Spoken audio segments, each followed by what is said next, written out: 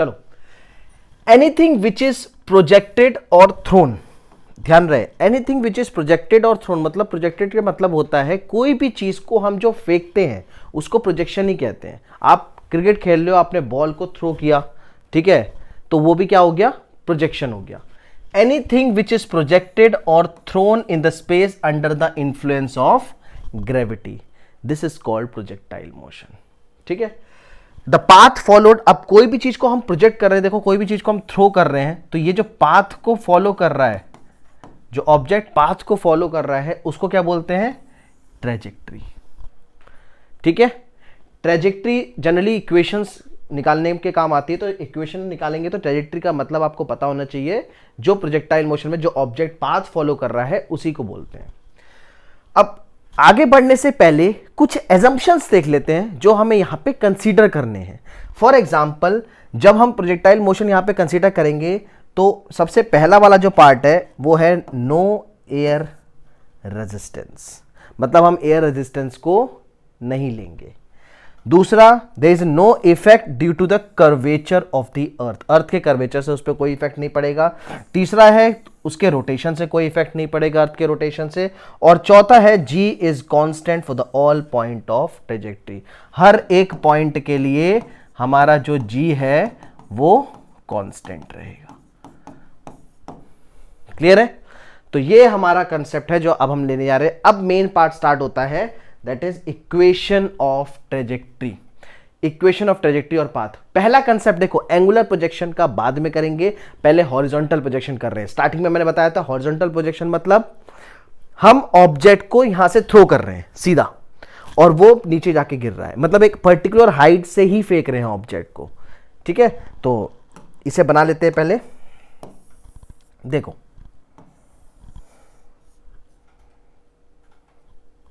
Clear है। अब इसे ले लेते हैं, ये देखो, ये है मान लो हमारा एक सर्टेन हाइट जहां से हमने ऑब्जेक्ट को थ्रो किया, ठीक है। चलिए, अब यहां से इस ऑब्जेक्ट को देखो, हम क्या करेंगे, इस ऑब्जेक्ट से हमने एक ऑब्जेक्ट को थ्रो किया यहां से, इस सर्टेन हाइट से, इस सर्टेन हाइट से हमने ऑब्जेक्ट को थ्रो करा है। अब इस हाइट से जब थ्रो करोगे तो ये ऑब्जेक्ट इस तरीके का पाथ लेगा ग्राउंड तक आने के लिए, क्लियर है। तो इस पाथ को क्या बोलेंगे, ट्रेजेक्ट्री, जिसकी इक्वेशन हमें इस फर्स्ट पार्ट में निकालनी है, ठीक है। मैं आपको लास्ट में ब्रीफ करूंगा कि इस पूरे डेरिवेशन में हम कितने पार्ट्स में क्या क्या चीजें कर रहे हैं। तो पहला आप याद रखो कि जो फर्स्ट पार्ट हम कर रहे हैं that is equation of a trajectory और अ पाथ। तो यहां पे देखो हमने हॉरिजॉन्टल वेलोसिटी दी है u, तो u क्या है, u is equals to horizontal velocity, u हमारी हॉरिजॉन्टल वेलोसिटी हो गई यहां पे, ठीक है। तो इक्वेशन ऑफ ट्रेजेक्ट्री और अ पाथ निकालने के लिए सबसे पहले हॉरिजॉन्टल वेलोसिटी को हमने u कंसीडर कर लिया है। अब हॉरिजॉन्टल डिस्टेंस, ये जो रेंज है यहां से यहां तक, ठीक है, ये इतनी दूर जाके गिरेगा, तो ये क्या होगा, हॉरिजॉन्टल डिस्टेंस कवर्ड, ये क्या होगा, हॉरिजॉन्टल डिस्टेंस कवर्ड। तो सबसे पहले यहां पे लेंगे हम हॉरिजॉन्टल डिस्टेंस कवर्ड। तो हॉरिजॉन्टल डिस्टेंस कवर्ड, अच्छा एक काम कर लेते हैं, इस पार्ट को थोड़ा सा, चलो यहां पे कर लेंगे, कोई बात नहीं। Horizontal distance covered x is equals to, अब देखो डिस्टेंस नॉर्मल क्या होता है, स्पीड इनटू टाइम, ठीक है। तो यहां पे स्पीड क्या है, जो हॉरिजॉन्टल वेलोसिटी हमने दी है, यानी कि u इनटू टाइम, टाइम क्या हो गया t। तो यहां से हम टाइम का एक्सप्रेशन निकाल सकते हैं, t is equals to x upon u. तो ये हमें चाहिए था मेन, ठीक है, t is equals to x upon u, तो हमें यही चाहिए था। एक मिनट,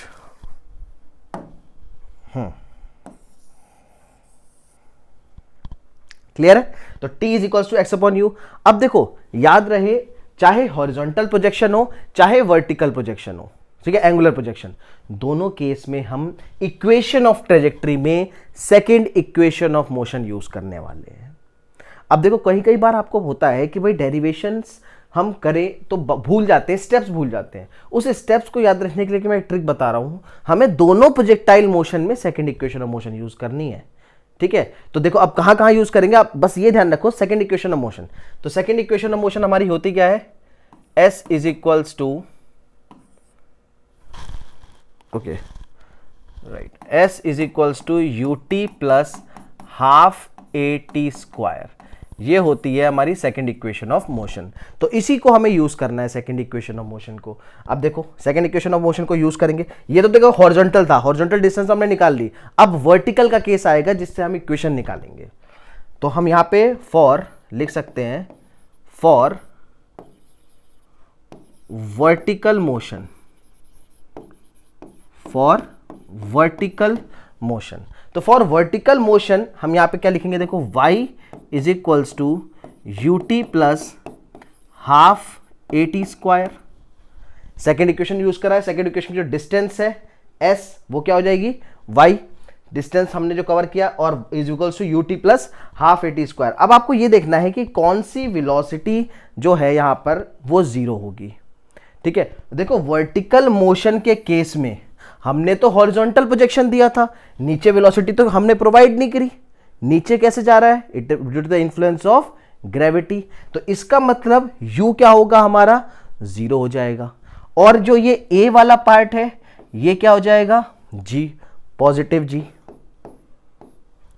भाई वर्टिकल मोशन के केस में याद करो, ठीक है, क्लास 9th में भी ये कंसेप्ट था कि हम इक्वेशन ऑफ मोशन को जब वर्टिकल लेते हैं तो a g में कन्वर्ट हो जाता है, s वैसे जो डिस्टेंस कवर लेते थे वो h में कन्वर्ट हो जाता था।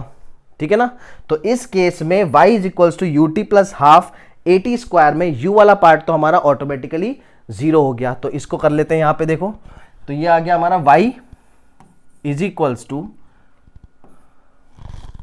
एक मिनट ये ले लेते हैं, हाँ तो ये क्या आ गया हमारा y इज इक्वल्स टू, अब देखो u वाला पार्ट तो हो गया zero, zero into T plus half g t square. ठीक है, तो यहां से हम क्या निकाल सकते हैं, y is equals to zero into t zero, तो क्या बचा हाफ g। अब देखो t की हम ऑलरेडी एक्सप्रेशन निकाल चुके हैं, t is equals to x upon u, तो ये आ जाएगा x अपॉन यू का होल स्क्वायर। तो y is equals to half g upon u square into x square. अब देखो इसको हम लिख सकते हैं, और y is equals to g upon 2u square into x square, और इसी एक्सप्रेशन को लिख सकते हैं, और y is equals to k x square. Generally ये एक्सप्रेशन हमारा ऑलरेडी आ चुका है, ये देखो ये एक्सप्रेशन हमारा ऑलरेडी आ चुका है, इक्वेशन ऑफ ट्रेजेक्टरी। हमने इसको कंपेयर किया है मैथ्स की एक इक्वेशन से, अगर आपको याद हो, y is equals to k x square, मतलब y is a quadratic function of x, k तो कांस्टेंट है, और y is a quadratic function of x, it means कि the path will be parabola, क्योंकि इक्वेशन किसकी है, parabola की। तो ये इक्वेशन ऑफ ट्रेजेक्टरी है, this is the equation of trajectory, और हमने इसको पाथ भी बता दिया। देखो ये पाथ कैसा बन रहा है, द पाथ इज पैराबोला। तो ये हमारा था इक्वेशन ऑफ ट्रेजेक्टरी। आप पॉज करके इसको नोट भी कर सकते हो, ये सिंपल से डेरिवेशन है। अब देखो करना क्या है, एक सिंपल से में टाइम का एक्सप्रेशन निकाल के second equation of motion use करना है, बस टाइम का एक्सप्रेशन निकाल के second equation of motion use करेंगे, तो यहां से हमारा आ जाएगा इक्वेशन ऑफ ट्रेजेक्टरी। आप इसे नोट कर सकते हो। फिर हम नेक्स्ट चलते हैं, पॉज करके नोट कर लेते हैं, आप नोट कर सकते हो। हम नेक्स्ट चलते हैं, टाइम ऑफ फ्लाइट। अब देखो टाइम ऑफ फ्लाइट होता क्या है, पहले ये समझो। यहां से जब बॉडी को हमने प्रोजेक्ट करा, तो ये बॉडी एक पर्टिकुलर टाइम के बाद यहां पे आके गिरा, ओ से प्रोजेक्ट करा, ए पॉइंट पे गिरा। तो जितना उसने टाइम लिया इस बॉडी ने उस ओ पॉइंट से ए पॉइंट तक आने में, that is called time of flight. ठीक है, ये वाला फ्लाइट का टाइम नहीं है कि भाई आपको एरोप्लेन से कहीं जाना है ठीक है, ये भाई नॉर्मल प्रोजेक्शन, बॉडी के प्रोजेक्शन में बॉडी जो प्रोजेक्ट कर रहे हैं उसका टाइम है, ठीक है, उसकी फ्लाइट का टाइम है। क्लियर है? Without passport the body is flying. तो टाइम ऑफ फ्लाइट निकालना है। अब देखो टाइम ऑफ फ्लाइट के लिए मैंने आपको अभी क्या बताया, सेकेंड इक्वेशन ऑफ मोशन आपका बहुत काम का है, और सेकेंड इक्वेशन ऑफ मोशन को ही हम यहां पे यूज करेंगे। हमने फर्स्ट जो हमने इक्वेशन ऑफ ट्रेजेक्टरी निकाली, इक्वेशन ऑफ ट्रेजेक्टरी में भी second equation of motion use किया था, अब इस केस में भी सेकेंड इक्वेशन ऑफ मोशन को ही यूज करेंगे। ठीक है, क्लियर है? अब सेकेंड इक्वेशन ऑफ मोशन को यूज करेंगे यहां पे, तो देखो क्या आएगा, s is equals to U T plus half A T square. ये हमारा क्या है, ये हमारा सेकेंड इक्वेशन ऑफ मोशन है। अब आपको पता है कि जो डिस्टेंस कवर्ड है s, ये कहां पर है, ऑलरेडी एक पर्टिकुलर हाइट पे है, तो यहां से s क्या हो जाएगा, h हो जाएगा। ठीक है, u तो हमारा ऑटोमेटिकली 0 ही है, बचा क्या, half A T square. a vertically जा रहा है, किस में कन्वर्ट हो जाएगा, g में कन्वर्ट हो जाएगा, तो यह आएगा हमारा h is equals to half g t square. अब जो ये t है ये मैं कैपिटल ले रहा हूं, एक बात का ध्यान रहे, तो टाइम ऑफ फ्लाइट हम यहां पे कैपिटल T से डिनोट करेंगे और एंगुलर प्रोजेक्शन में TF से डिनोट करेंगे। ठीक है, थोड़ा सा वेरिएशन रख रहे हैं ताकि याद रहे आपको।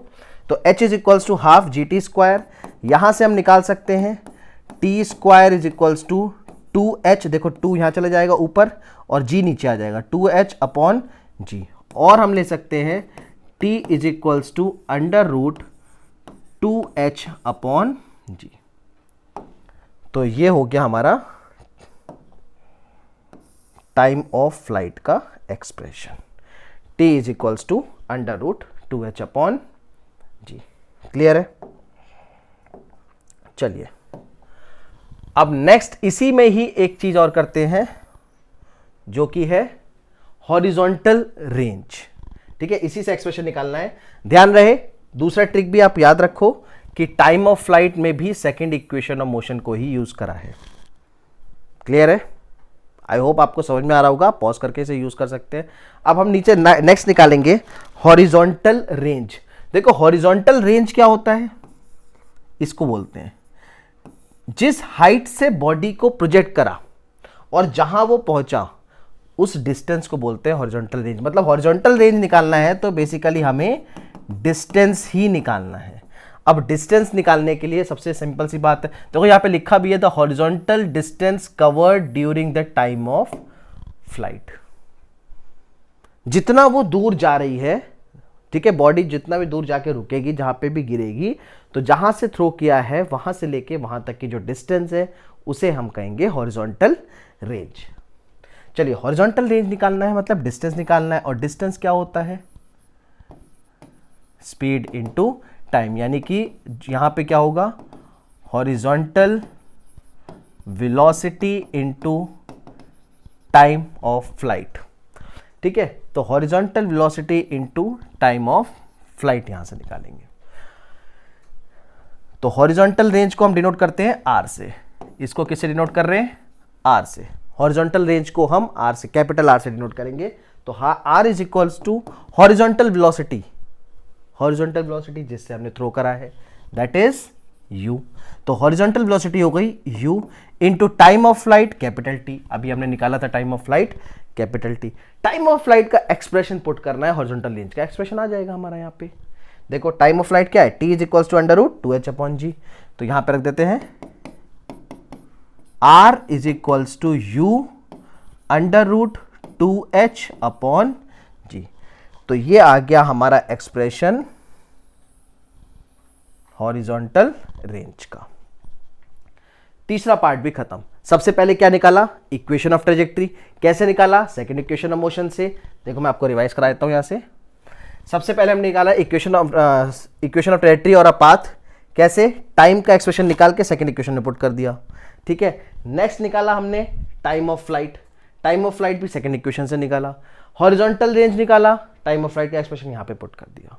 तो 3 फॉर्मूले आपके पास आ चुके हैं साइट में। 3 ये फॉर्मूले भी लिखते चलेंगे, लास्ट में इसको रिवाइज भी करेंगे।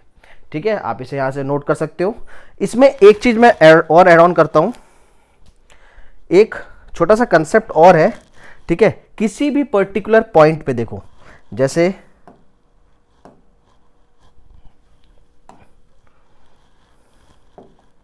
देखो, जैसे मान लेते हैं ये हमारा,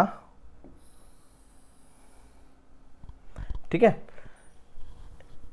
एक सर्टेन हाइट है जहां से हम थ्रो कर रहे हैं।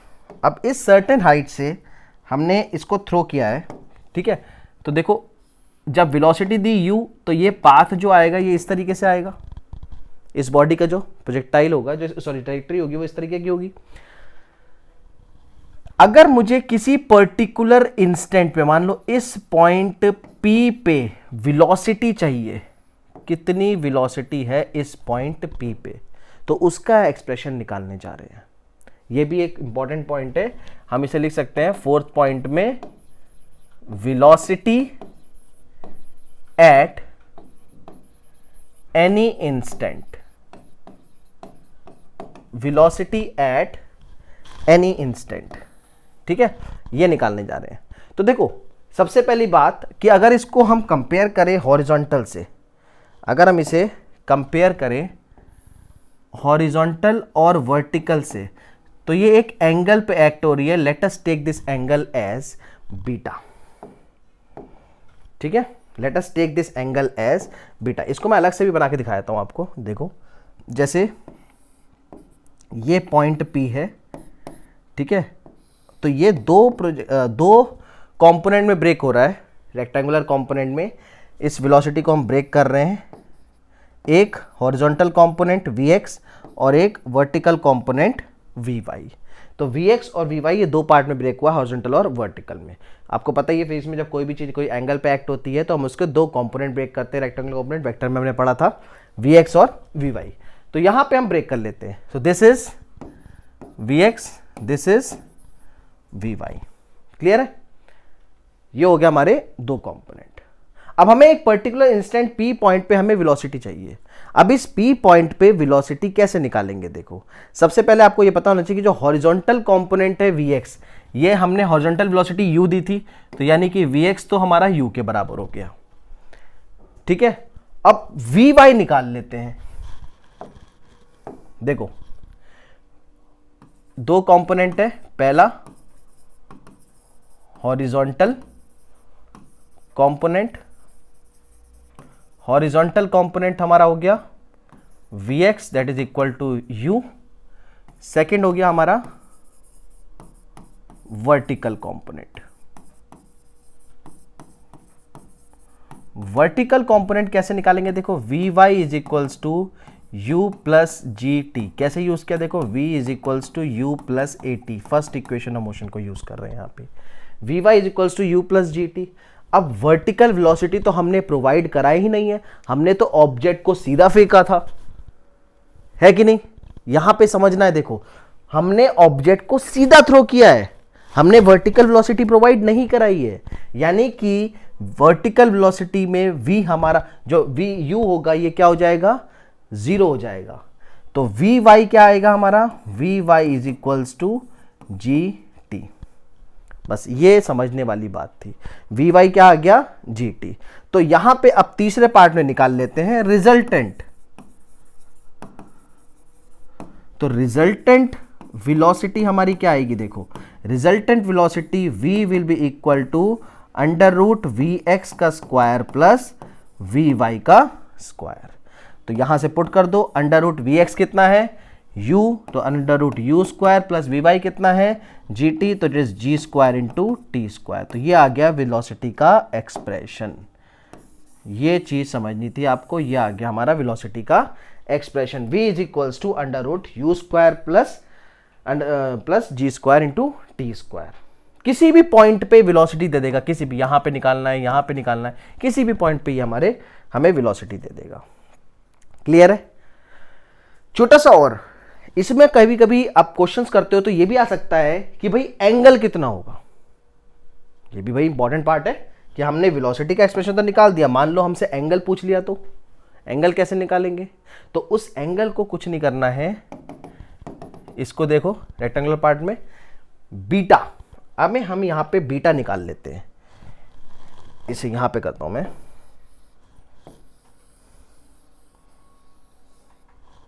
अगर हमें यहाँ पे बीटा निकालना है तो देखो यहां से हम निकाल सकते हैं टेन बीटा। टेन बीटा क्या होगा, देखो यहाँ पे परपेंडिकुलर अपॉन बेस। परपेंडिकुलर क्या है, वी वाई, तो v y divided by base क्या है, v x, v y by v x. V y हमारे पास कितना है, यू, तो ये हो जाएगा tan beta is equal to v y है u divided by v x कितना है हमारे पास, सॉरी वी वाई है हमारे पास जी टी, एक मिनट, वी वाई है जी टी, ठीक है। तो ये हो जाएगा जी t divided by v x कितना है u, तो जी टी बाय यू। और यहां से हम निकाल सकते हैं beta is equal to tan inverse G T by U. तो ये दे देगा हमें एक्सप्रेशन किस चीज का, एंगल का, उस पर्टिकुलर इंस्टेंट पे, ठीक है, एंगल कितना होगा विद रिस्पेक्ट टू हॉरिजॉन्टल। तो उसको हम निकाल सकते हैं इस एक्सप्रेशन से, beta is equals to tan inverse G T by U. तो देखो याद करो, स्टार्टिंग से हम रिवाइज करते चलेंगे। सबसे पहले हमने निकाला इक्वेशन ऑफ ट्रेजेक्टरी, ये देखो आप, सबसे पहले इक्वेशन ऑफ ट्रेजेक्टरी निकालना, तो पहला फॉर्मूला तो हमें यहां पे मिल गया था इक्वेशन ऑफ ट्रेजेक्टरी का, ठीक है। सेकंड एक्सप्रेशन हमने निकाला टाइम ऑफ फ्लाइट का, सेकंड इक्वेशन ऑफ मोशन से, तो हमें टाइम ऑफ फ्लाइट मिल गया। उसके बाद थर्ड एक्सप्रेशन हमने निकाला हॉरिजॉन्टल रेंज का, तो हमें थर्ड एक्सप्रेशन मिल गया। उसके बाद देखो फोर्थ निकाला हमने वेलोसिटी एट एनी इंस्टेंट, हमें वेलोसिटी भी मिल गई, और साथ में हमने फिफ्थ निकाल लिया एंगल, जितने किसी पर्टिकुलर इंस्टेंट पे एंगल क्या होगा विद रिस्पेक्ट टू हॉरिजॉन्टल। तो इतना पार्ट हम कर चुके हैं, और इतना ही पार्ट था हमारा हॉरिजॉन्टल प्रोजेक्शन में। क्लियर है, इतना ही पार्ट हमारा हॉरिजॉन्टल प्रोजेक्शन में था। इसको बहुत इजी है, कोई हार्ड नहीं है, आपको बस ध्यान देना है करना कैसे है। डेरिवेशंस बहुत इजी होते हैं। अभी हम कई सारे क्वेश्चंस इसमें करेंगे, हर एक चैप्टर के एनसीईआरटी के अलावा जितने इंपॉर्टेंट क्वेश्चंस है, पीवाईक्यूज है, या फिर जितने भी कंपटीशन में आने वाले क्वेश्चंस हैं, हम धीरे धीरे सारे क्वेश्चंस को सॉल्व करेंगे। अभी सिर्फ एक कंसेप्ट को स्ट्रॉन्ग करना है। देखो जब कंसेप्ट स्ट्रॉन्ग होगा तो न्यूमेरिकल्स अपने आप धीरे धीरे सॉल्व प्रैक्टिस करते आते जाएंगे, ठीक है। चलो नेक्स्ट करते हैं। ये तो हम हो चुका है हमारा। अब आ गया हमारा मेन सबसे important part, projectile given angular projection, most important. Projectile given angular projection, ये बहुत इंपॉर्टेंट है। एक बात का ध्यान रहे कि प्रोजेक्टाइल गिवन एंगुलर प्रोजेक्शन के न्यूमेरिकल्स बहुत आते हैं, बहुत ही ज़्यादा न्यूमेरिकल्स आते हैं हमारे इसके, ठीक है। तो इसको बहुत अच्छे से सॉल्व करना है, इसे बहुत अच्छे से समझना है। पहले फिगर से समझेंगे।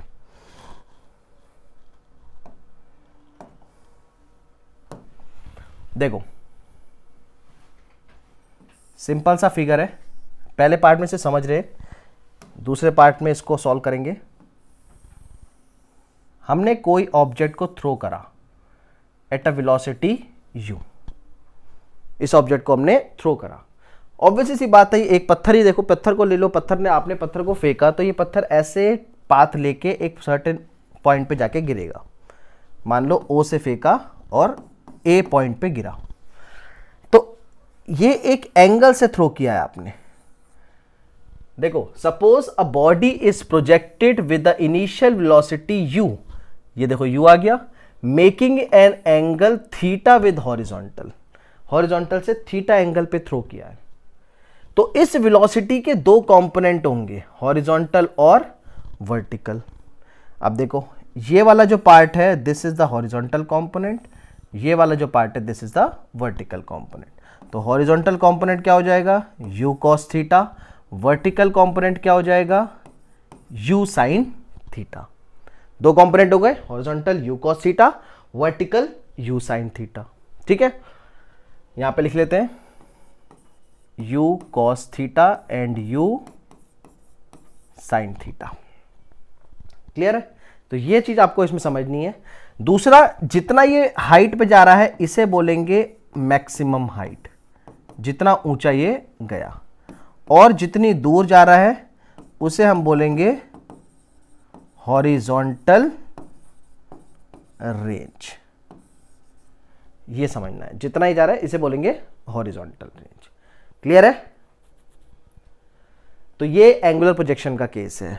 अब इसमें हमें क्या निकालना है, देखो नेक्स्ट, इसकी equation of trajectory of projectile. इसकी equation of trajectory of projectile में बच्चों को बहुत दिक्कत होती है, ये सही से समझना है। क्लियर है? देखो रफ डायग्राम में यहां पे एक बार फिर से बना देता हूं।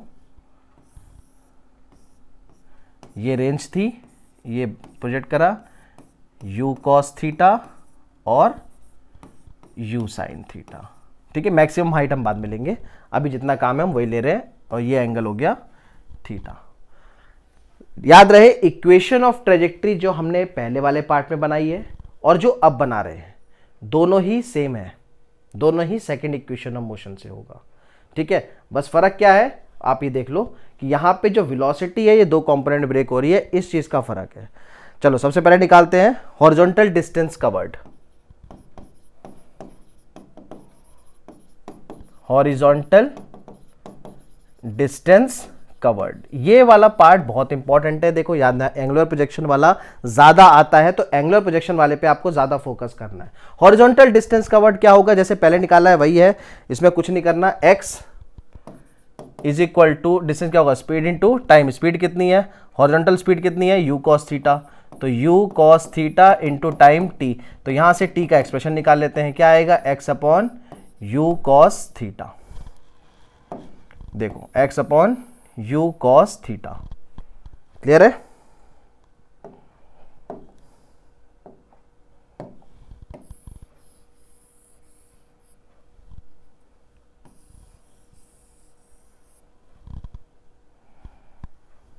चलो अब देखो इस केस में हमने टाइम निकाल दिया। टाइम निकालने के बाद वही काम करना है जो पहले ट्रैजेक्टरी के इक्वेशन में करा था। क्या करेंगे, you for vertical motion, vertical motion के लिए second equation of motion use किया था, वही हम यहां पे भी यूज करेंगे। तो सेकंड इक्वेशन ऑफ मोशन हमारी क्या होती है, s is equals to U T plus half A T square. ठीक है, सेकंड इक्वेशन ऑफ मोशन क्या होती है, s is equals to U T plus half A T square. वही इक्वेशन को यहां पे यूज करेंगे, बस हमारा जो s है ये किस में कन्वर्ट हो जाएगा, y, क्योंकि s हम y एक्सिस पे वर्टिकल मोशन की बात कर रहे हैं। तो y is equals to U, vertical motion के लिए u क्या आएगा, देखो u हमारा वर्टिकल मोशन के लिए क्या है, साइन थीटा, तो u क्या आ जाएगा, u साइन थीटा। ठीक है, टाइम t की जगह ये यूज करेंगे x upon you cos theta, तो टाइम की जगह देखो क्या आएगा, x upon you cos theta plus, ध्यान रहे अगेंस्ट द ग्रेविटी थ्रो कर रहे हो, तो इस केस में हमारा जो a है वो क्या हो जाएगा, हाफ माइनस जी। ए क्या हो जाएगा, माइनस जी, और टी स्क्वायर, टी स्क्वायर की जगह क्या यूज करेंगे, देखो एक्सप्रेशन हम ऑलरेडी निकाल चुके हैं, x square by you square cos square theta. बस ये इक्वेशन आपको समझना होता है, मैंने एरो से ये बताया कि किसकी जगह हम क्या ले रहे हैं। क्लियर है? अब देखो y is equals to U sine theta by U cos theta, u से u कैंसिल, sine by cos tan theta, तो u tan theta into X plus minus minus, ठीक है, g by two you square cos square theta into x square. इस form में लिखा है, इस फॉर्म में लिखने का एक रीजन है। देखो इस फॉर्म में लिखने का एक सिंपल सा रीजन है, इस पार्ट को देखो, ये इसको हम कंपेयर कर सकते हैं और y is equal to P X minus Q X square से, जहां पे देखो p और q, where p and q are constant, और अगर p और q कांस्टेंट है यानी कि जो y है it is a quadratic function of x square, इसका मतलब इस केस में भी पाथ क्या निकला, पैराबोला। इस केस में भी पाथ क्या निकला, पैराबोला। और देखो ये पाथ कैसा है, पैराबोलिक पाथ है। तो इक्वेशन से भी प्रूफ हो गया कि पाथ क्या है, पैराबोला। ध्यान रहे इसमें भी हमने क्या यूज करा, सेकेंड इक्वेशन ऑफ मोशन। ठीक है, दोनों ही केस में हमने सेकंड इक्वेशन ऑफ मोशन को यूज करा और हमारा इक्वेशन ऑफ ट्रेजेक्ट्री आ गई है। अब नेक्स्ट करना है time of flight. Time of flight फिर से मैं आपको बता दूं, टाइम ऑफ फ्लाइट क्या होता है। ओके, ये तो उसका है। चलिए, टाइम ऑफ फ्लाइट क्या होता है, जब O से A पे बॉडी को प्रोजेक्ट करा एट अ वेलोसिटी u, तो इसने कितना टाइम लिया, that is called time of flight. इस पूरे पाथ को कवर करने के लिए उसने जो टाइम लिया उसे हम क्या कहते हैं, टाइम ऑफ फ्लाइट। यह हम टाइम ऑफ फ्लाइट ऑलरेडी पीछे वाले इक्वेशन हॉरिजॉन्टल में निकाल चुके हैं। कितना आया था, t is equals to √2h/g। लेकिन यहां पे थोड़ा चेंज आएगा, यहां पे एंगुलर प्रोजेक्शन है तो वहां पे थोड़ा सा चेंज आएगा। निकालेंगे कैसे, फिर से हम वही यूज करेंगे, second equation of motion, s is equals to ut plus half at²। लेकिन एक बात इसमें नोट करने वाली है, ठीक है भाई, हमने ऊपर से फेंका और फिर से ग्राउंड लेवल पे ही आ गया, तो उसका जो नेट डिस्प्लेसमेंट हो रहा है वो कितना, नेट वर्टिकल डिस्प्लेसमेंट कितना हो रहा है, 0 हो रहा है। नेट वर्टिकल डिस्प्लेसमेंट 0 हो रहा है। याद रहे, ये हॉरिजॉन्टल की बात नहीं कर रहा हूं, हॉरिजॉन्टल तो OA होगा, मैं नेट वर्टिकल डिस्प्लेसमेंट की बात कर रहा हूं। और नेट वर्टिकल डिस्प्लेसमेंट में क्या होगा, 0 होगा। इसका मतलब ये है क्या, नेट वर्टिकल डिस्प्लेसमेंट। अब S तो 0 हो गया भाई, ठीक है। अब जब S equals to ut plus half at² ले रहे हैं और S 0 हो गया, तो U वाला हम जो लेंगे वो क्या आएगा। अब देखो, वर्टिकल के केस में U क्या आएगा, वर्टिकल के केस में U के दो कंपोनेंट ब्रेक हुए थे, एक U cos थीटा हॉरिजॉन्टल था और U sin थीटा वर्टिकल था। तो वर्टिकल के केस में क्या आया, U sin theta plus half A की जगह माइनस के G, वर्टिकल के केस में A की जगह माइनस के G। और ये क्या आ गया, टाइम ऑफ फ्लाइट ले रहे हैं तो T कैपिटल हो गया। अच्छा, यहां पे टाइम ऑफ फ्लाइट को हम TF से डिनोट करेंगे, क्योंकि पिछले वाले केस में हमने टाइम ऑफ फ्लाइट को कैपिटल T से डिनोट करा था, तो ये हो गया TF का स्क्वायर। एक चीज यहां पे रह गई है TF, ये वाला T भी आएगा, ठीक है। तो ये हो गया 0 इज इक्वल्स टू, अच्छा यहां पे एक काम करते हैं, सीधे सीधे इस पार्ट को इधर ले आते हैं, ये माइनस का पार्ट है, इसको इधर ले आते हैं, तो ये कितना हो जाएगा, देखो हाफ G TF का square is equal to U sine theta into time of flight. Square है, एक कट गया, ठीक है। अब टाइम ऑफ फ्लाइट क्या बचा, TF इज इक्वल्स टू 2 उधर चला जाएगा, 2U sine theta upon G, 2U sine theta upon G।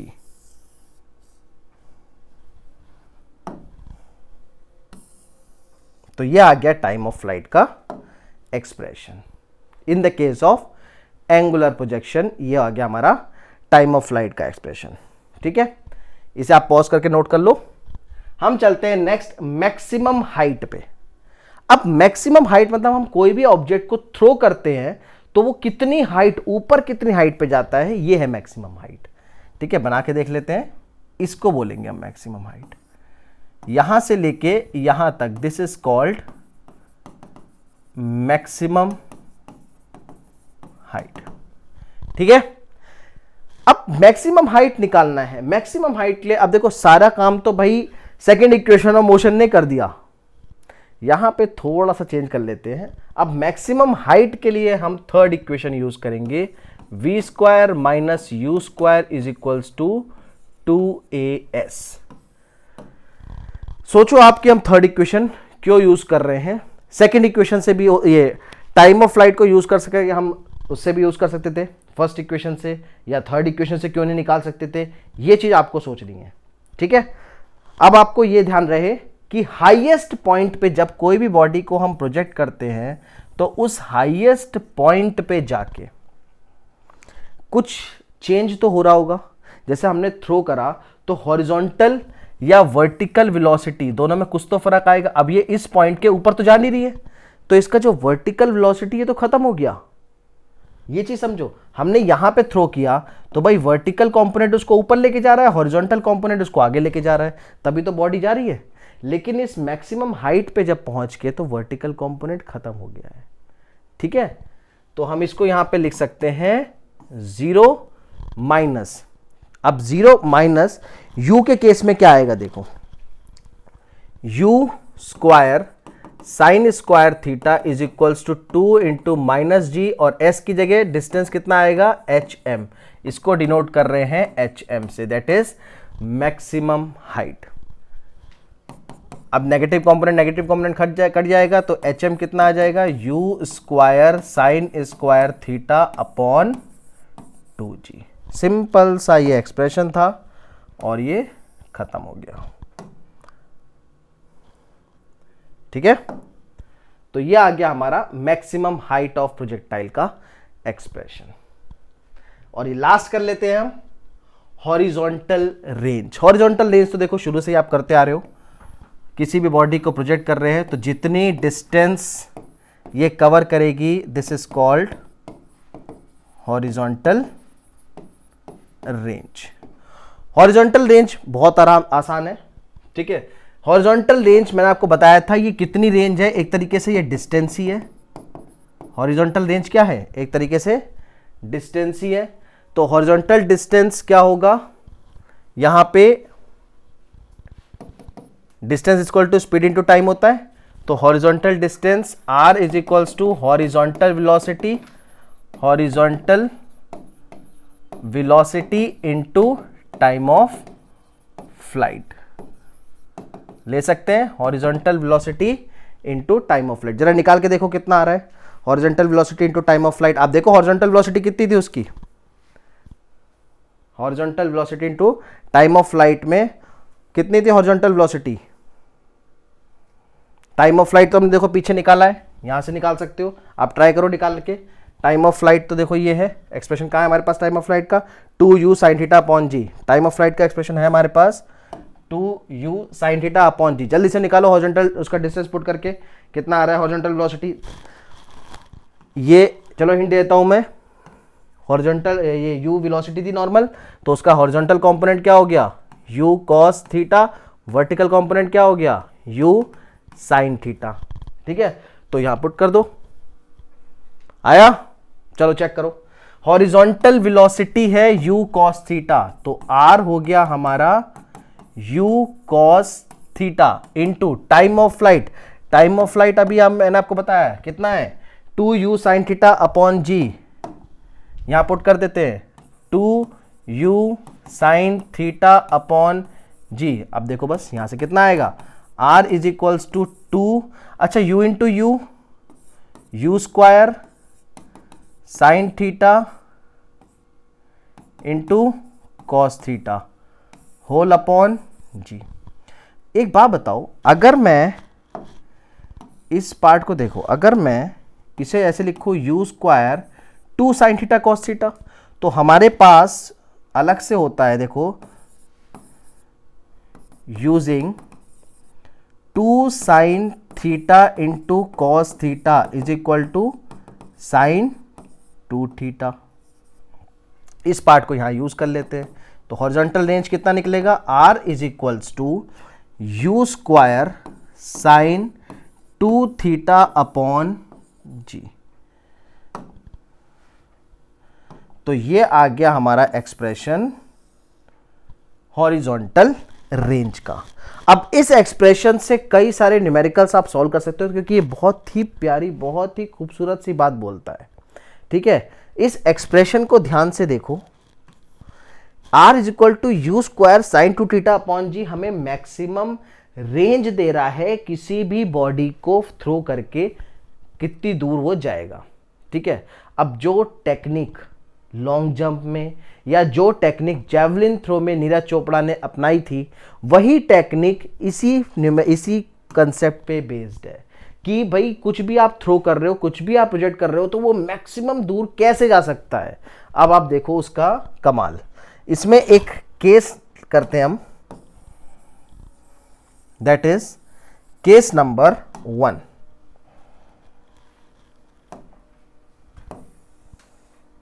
ठीक है, देखो case 1 for maximum range, for maximum range. अब भाई सबसे ज्यादा दूर फेंकना है, मैक्सिमम रेंज का मतलब ये साइन 2 थीटा, ये इस पार्ट को देखो, साइन 2 थीटा,